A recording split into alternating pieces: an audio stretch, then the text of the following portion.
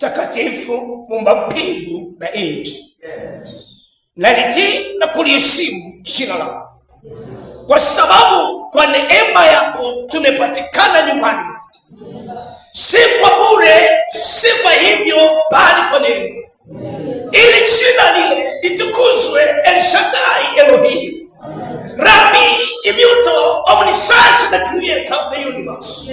Tunalishukuru jina lako kwa kutuleta mahali hapa. Thank you so much.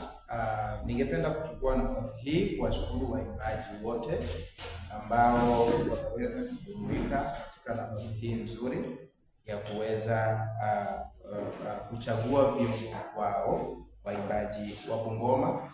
Heko kwenu zaidi, manake viongozi ambao wameweza kuchagua, ninatumai ya kwamba ni wale wenye bidii na ni wale ambao watatuwezesha kusukuma gurudumu hili. Protect and defend the constitution of the group,